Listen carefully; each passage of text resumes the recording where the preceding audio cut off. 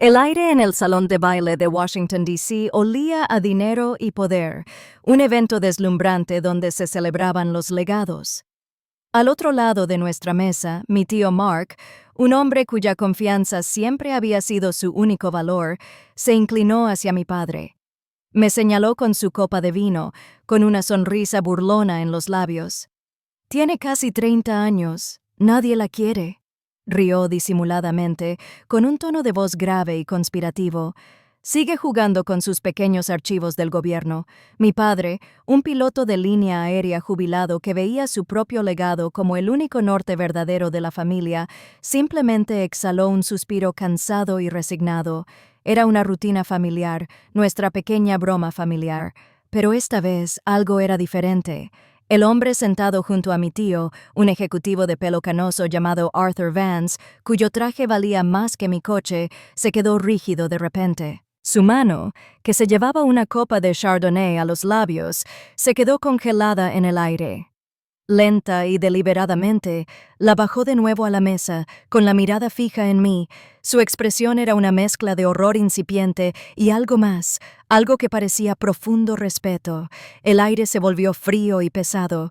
La risa sarcástica de mi tío se le atascó en la garganta, muriendo al instante en un silencio gélido e incómodo. No tenía ni idea de lo que acababa de hacer. Apenas 2 meses antes, el despido había sido mucho más casual. Estábamos reunidos para una cena familiar, de esas en las que siempre me siento como un extraño en mi propia casa. Mi padre acababa de anunciar que avalaba un importante préstamo comercial para mi tío, la última aventura de Mark, y la sala bullía de celebración forzada. Esperé a que la conversación se calmara, y entonces lo mencioné con voz tranquila pero clara. Me eligieron para liderar un nuevo equipo de la NTSB. Fue un gran ascenso, un hito en mi carrera. Mi tío fue el primero en reaccionar, burlándose a carcajadas. «Sigue persiguiendo ambulancias, Claire, o supongo que aviones, qué morboso». Sus palabras fueron un pinchazo, pero las de mi padre fueron el golpe de gracia. Hizo un gesto de desdén con la mano, sin siquiera mirarme. «Supongo que es un trabajo estable en el gobierno», dijo, con un tono de decepción. «Ojalá hubieras dedicado ese cerebro a algo con futuro, como tu madre y yo queríamos». El despido fue rotundo. Delante de todos, había declarado que el trabajo de mi vida era una nota a pie de página, un fracaso. La frialdad familiar se instaló en mis entrañas, el peso de una verdad que se confirmaba una vez más. El brindis de mi padre era por el futuro de Mark. Mi ascenso ni siquiera merecía una nota al pie. Pensaban que mi mundo era pequeño, confinado a archivadores polvorientos e informes olvidados. No tenían ni idea de que mis pequeños archivos podían hundir todo su mundo. Para comprender el ajuste de cuentas que se avecinaba, hay que comprender las 2 vidas que me vi obligado a vivir. Para mi familia, yo era una idea que se habían formado hacía mucho tiempo, un personaje de una historia que se negaban a revisar. Todo empezó cuando tenía 7 años. Mi padre, un hombre que parecía más a gusto en el cielo que en nuestra sala, regresaba de su vuelo internacional con un aroma a lugares lejanos y a aire fresco y reciclado. Se erguía con su uniforme de piloto, un dios en azul marino, contando historias de vuelo. 747 segundos entre tormentas sobre el Pacífico.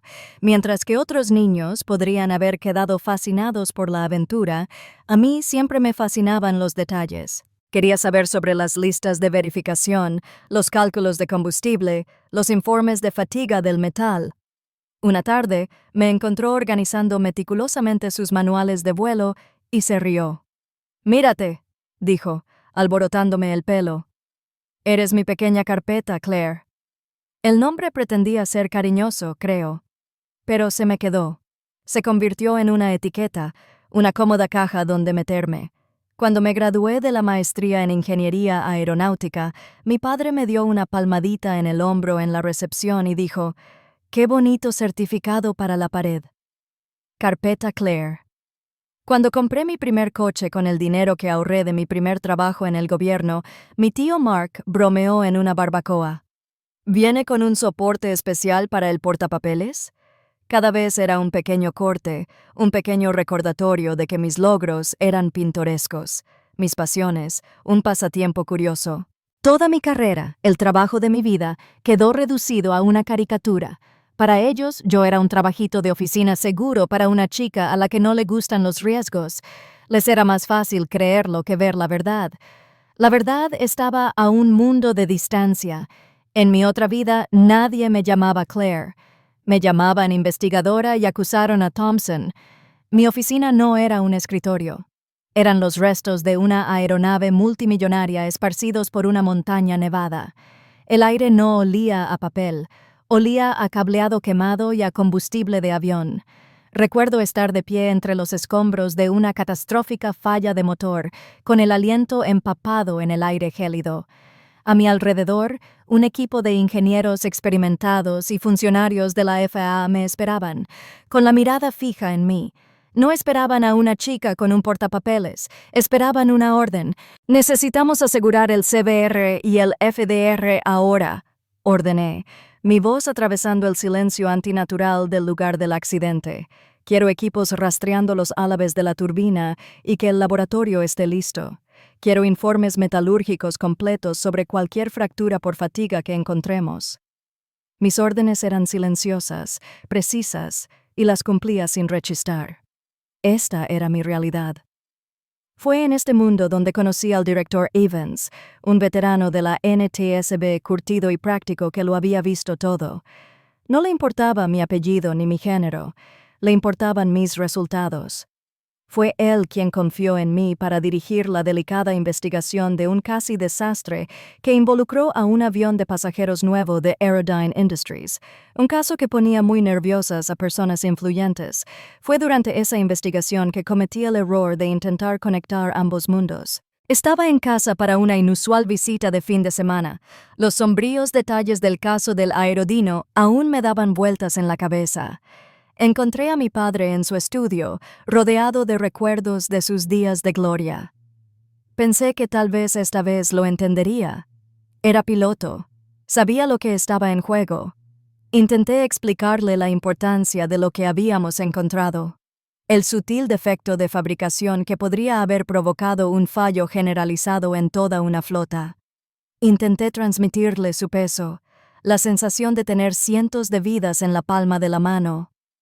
Me dejó hablar un minuto antes de interrumpirme. Su sonrisa condescendiente, ya familiar, se dibujó en su rostro. Ni siquiera levantó la vista del avión a escala que estaba puliendo. «Claire, deja que los pilotos se encarguen de volar», dijo con voz suave pero firme. «Tú solo escribe tus informes. En eso eres buena». Y eso fue todo. En ese momento, la última y frágil esperanza que tenía de que mi padre, un hombre del cielo, pudiera verme como algo más que un oficinista, se rompió. No vio a un experto. No vio a un investigador protegiendo la misma profesión que una vez amó. Vio una función de apoyo. Vio una nota a pie de página.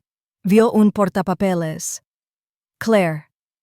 Fue la última vez que intenté explicarle mi trabajo. El muro entre mis dos vidas, antes una dolorosa necesidad, se convirtió en una fortaleza. Durante años, dejé que Claire, el portapapeles, existiera en su mundo porque era más fácil que luchar. Pero mi última investigación, llamada en clave Operación Anochecer, no era un simple expediente. Era un reloj en marcha. Y me di cuenta de que mi familia solo respetaba los títulos y los reconocimientos públicos, así que decidí darles una demostración en el único idioma que entendían, la autoridad. Cuando se presentó el informe final de la Operación Anochecer, no hubo celebración. Solo me quedaba la silenciosa y profunda satisfacción de saber que cientos de aviones seguirían en el cielo, que las familias llegarían a sus destinos sin incidentes. Esa era mi recompensa. Así que cuando el director Evans me llamó a su oficina y me dijo que me había nominado para el Trofeo Collier, el honor más prestigioso de toda la industria aeroespacial, mi primer instinto fue decir que no. No hice mi trabajo por la atención pública ni por premios ostentosos. Lo hice por el silencio, por los desastres que nunca ocurrieron. Pero entonces, mientras estaba allí, listo para declinar, la voz de mi padre resonó en mi mente con la misma claridad que si estuviera allí. Solo escribes tus informes. Para eso eres bueno. Una fría claridad me invadió, apartando todas mis dudas. Tenía razón en una cosa. Se me daba bien redactar informes. Se me daba bien presentar los hechos y dejar que hablaran por sí solos. Esta gala, simplemente, era un informe diferente. La decisión no se tomó con ira, sino con la calma y la precisión metódica de una investigación. No los confrontaría. Dejaría que el mismo sistema que se negaban a entender los confrontara por mí. Una semana después, llegó la invitación oficial. Estaba impresa en cartulina gruesa color crema, que me pareció sólida. Me ofrecía una mesa de honor con 3 asientos. Llamé a mis padres esa noche, manteniendo un tono de voz sereno y profesional. Invité a mi padre, a mi madre y a mi tío Mark a asistir a la ceremonia conmigo en Washington, D.C. Hubo una pausa en la línea y entonces se escuchó la voz condescendiente y orgullosa de mi padre. «Bien por ti, Claire», dijo, con evidente diversión. «Es importante que te reconozcan por un buen papeleo». No discutí, solo le di las gracias y confirmé su respuesta. No tenía ni idea de que acababa de validar toda mi estrategia. La última pieza del plan se concretó en mi oficina una noche tarde. Con mi autorización de seguridad, accedí a los archivos logísticos de la gala, la lista de invitados, los planos de asientos y los protocolos del evento. Revisé los nombres de senadores, generales y directores ejecutivos hasta que lo encontré: Arthur Vance, vicepresidente senior de Aerodyne Industries. Él era el hombre cuya empresa, gracias a mi informe, había salvado de una catástrofe total. Estaba sentado en una mesa corporativa al otro lado del salón. Una sonrisa lenta y fría se dibujó en mis labios. Redacté una solicitud formal a través de los canales oficiales a los organizadores del evento, citando la necesidad de fomentar la colaboración entre agencias y la industria. Solicité que el señor Vance y su esposa fueran trasladados a mi mesa. A la mañana siguiente, recibí un correo electrónico de una sola línea en mi bandeja de entrada. La solicitud había sido aprobada, la trampa estaba preparada. Confirmaron asistencia de inmediato, ya planeando cómo contarles a sus amigos sobre su elegante noche en Washington, D.C. No tenían ni idea de que no vendrían como orgullosos familiares, venían como testigos de la muerte de Claire, la portapapeles. Entrar al Museo Nacional del Aire y el espacio del Smithsonian para la gala fue como entrar en una catedral construida para honrar la obra de mi vida. Un Blackbird SR-71 retirado colgaba suspendido del techo. Un dios oscuro y silencioso vigilaba el acto. Mi familia, sin embargo, parecía haberse equivocado de iglesia. Estaban visiblemente intimidados por la magnitud del lugar, por la tranquila confianza de los generales y titanes de la industria que me saludaban con la cabeza al pasar. Intentaron disimular su incomodidad con fanfarronería. Mi padre, al ver a Arthur Vance en nuestra mesa, inmediatamente intentó hablar de negocios, contándome una historia sobre sus días volando 747 segundos. El señor Vance fue educado, por supuesto, pero sus respuestas fueron breves, su atención claramente estaba en otra parte. La conversación cortés se apagó y un silencio incómodo se apoderó de la mesa, que mi tío Mark decidió llenar. Se inclinó hacia mi padre y vi la familiar sonrisa condescendiente en su rostro. Me señaló: «Tiene casi 30 años. Nadie la quiere». Todavía jugueteaba con sus pequeños archivos del gobierno. Las palabras flotaban en el aire, un último y patético intento de reducirme al tamaño que les convenía. Mi padre exhaló su habitual suspiro de paternal decepción, pero entonces el señor Vance, el hombre que tuvo que leer mi informe clasificado de 100 páginas sobre la operación Anochecer, se quedó completamente inmóvil. Se le borró el color del rostro al mirar a mi tío y luego a mí. No era solo sorpresa, era una mirada de profundo respeto, casi dolido. En ese instante supo que lo sabía todo. La risa se apagó en la garganta de mi tío. Las luces del gran salón comenzaron a atenuarse y un silencio se apoderó de la multitud. Un hombre subió al escenario, con su uniforme impecable, adornado con 4 estrellas plateadas en cada hombro. Era un general de 4 estrellas de la Fuerza Aérea, un hombre cuya presencia imponía un silencio absoluto incluso antes de pronunciar palabra. Subió al podio para entregar el trofeo Collier. Mi padre se recostó en su asiento con aspecto aburrido, suponiendo que estaba a punto de soportar un discurso interminable sobre la burocracia. El general comenzó a hablar, su voz resonando en el espacio cavernoso. El galardonado de este año es reconocido por una investigación que representó la cumbre de la ingeniería forense y la seguridad preventiva. Mi padre se removió en su asiento con un destello de interés en su rostro. Comprendía ese lenguaje. El general continuó. La operación Atardecer de la NTSB descubrió una falla catastrófica en las venas del stator de la turbina del motor JE9 Times. Vi cómo cambiaba la postura de mi padre. Se incorporó de golpe. Su aburrimiento desapareció, reemplazado por la atención aguda y concentrada de un piloto que se entera de una falla crítica del sistema. Había volado con esos motores. Sabía exactamente lo que significaba una falla en las venas del stator. Su mirada se movía rápidamente a su alrededor como si buscara a la experta en la sala, sin imaginar jamás que estaba sentada a su lado. Ya no era un padre desdeñoso. Era un profesional, repentinamente aterrorizado por un peligro que desconocía. La voz del general se tornó más solemne. Una investigación dirigida por una persona cuya brillantez incansable y metódica evitó lo que habría sido el desastre de aviación más mortífero de la historia moderna.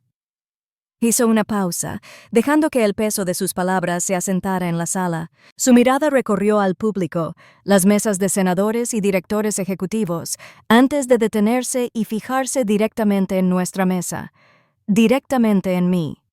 Damas y caballeros, la ganadora del trofeo Llama a tu llamada de este año, la investigadora a cargo de la NTSB, Claire Thompson. Por un instante, se hizo un silencio absoluto. Entonces, la sala estalló. El sonido fue una fuerza física, una oleada de aplausos atronadores que me invadió. El primero en ponerse de pie fue Arthur Vance, aplaudiendo con una expresión de profunda gratitud. Vi a mi tío, pálido, boquiabierto, con la mandíbula desencajada y la incredulidad. Y entonces miré a mi padre. Su rostro era una máscara de puro asombro. Me miró fijamente, luego a los generales que me vitoreaban, y luego a mí. Pude ver 20 años de condescendencia, de apodos despectivos y elogios despectivos, desmoronándose en cuestión de segundos. Empezó a levantarse de su silla, con movimientos torpes e involuntarios, no como un padre orgulloso que se pone de pie, sino como un piloto que, tras una vida de deferencia inculcada, reconoce una autoridad superior. Mi padre se pasó la vida hablando de la presencia imponente de un capitán en su cabina de vuelo. En ese momento, rodeado de las personas más poderosas de su mundo, finalmente comprendió quién estaba al mando. Mi discurso fue breve. Agradecí a mi equipo, a la NTSB y al principio de investigación metódica e imparcial. Al bajar del escenario, los aplausos aún resonaban en mis oídos. Pero no me dirigía hacia mi familia. Me dirigía hacia un grupo de mis colegas, mi verdadera comunidad. Un senador canoso, al que respetaba profundamente, me estrechó la mano con firmeza. El director de la FAA me dio una palmada en el hombro y me habló de implementar mis recomendaciones de inmediato. Entonces Arthur Vance se acercó, con los ojos llenos de una emoción que trascendía la cortesía profesional. Me tomó la mano entre las suyas. «Señorita Thompson», dijo con la voz cargada de sinceridad, «no solo salvó mi empresa, sino también mi conciencia. Gracias». Al otro lado de la habitación podía ver a mi familia. Eran una isla silenciosa e incómoda en un mar de celebración. La gente flotaba a su alrededor, con conversaciones animadas y técnicas, un idioma que mi familia no hablaba. Parecían pequeños y fuera de lugar, desprovistos del contexto de su propio hogar, donde sus opiniones importaban. Por un instante, empezaron a acercarse a mí. Sus rostros reflejaban confusión y asombro, pero el círculo de generales, ejecutivos e ingenieros que me felicitaban era denso, un muro de respeto ganado que no podían penetrar. No los eché. El mundo que había construido simplemente no les dejaba espacio. Se quedaron allí unos minutos más. Luego se dieron la vuelta y abandonaron la gala sin decir una sola palabra. Los vi irse y no sentí nada, ni triunfo ni satisfacción, solo silencio. 6 meses después, el glamour de la gala era un lejano recuerdo, reemplazado por la quietud estéril y sin ventanas de una sala de reuniones segura en las profundidades del Pentágono. El aire era fresco y quieto, vibrando con el poder silencioso de la institución. Me encontraba a la cabecera de una larga mesa pulida, y los rostros me devolvían la mirada. No estaban allí los de mi familia, sino los del Estado Mayor Conjunto. En la gran pantalla que tenía detrás, bajo un complejo esquema de un nuevo avión hipersónico, aparecían mi nombre y cargo. Claire Thompson, asesora principal de seguridad del Consejo de Seguridad Nacional. El trofeo Collier no había sido solo un premio, había sido un acelerador que me impulsó a asumir un rol donde mi análisis podía prevenir desastres incluso antes de que fueran planificados. En esa sala, mis palabras tenían un peso inmenso. No hubo interrupciones ni sonrisas condescendientes, solo había atención concentrada y preguntas inteligentes y directas de personas que entendían lo que estaba en juego. Mi equipo de analistas e ingenieros se sentó junto a la pared, listos para respaldar mis hallazgos. Su confianza en mí era absoluta, forjada en largas noches de análisis de datos y descubrimiento intelectual compartido. Allí me di cuenta de que esta era mi familia ahora. No era una familia unida por lazos de sangre ni obligaciones, sino una familia construida sobre la base de la competencia mutua y una misión vital compartida. Esta era la pertenencia que había buscado toda mi vida, y la había encontrado aquí, en un lugar donde lo que sabía importaba más que quién era yo. Más tarde ese mismo día, de vuelta en mi pequeña oficina con vistas a la PTOAC, revisaba datos preliminares para mi siguiente informe. Abrí mi correo electrónico y allí estaba, un correo de mi padre. El asunto era solo mi nombre, Claire. Mi dedo se cernió sobre el ratón mientras toda una vida de emociones se desvanecía y se apagaba en un instante. Finalmente lo abrí. El mensaje era breve, las palabras forzadas y torpes, como si lo hubiera escrito un desconocido. Se disculpaba por, según sus propias palabras, no comprender la naturaleza de mi trabajo. Dijo que estaba orgulloso. Me preguntó si estaría dispuesta a cenar algún día. Leí el mensaje 2 veces. Hace 10 años, esas palabras habrían sido un salvavidas. Hace 5 años me habrían hecho llorar de alivio. Ahora eran solo palabras en una pantalla. La validación que una vez anhelaba de él, la había aprendido a forjar yo misma. El vacío que había dejado en mi vida no se había llenado de resentimiento, sino de propósito.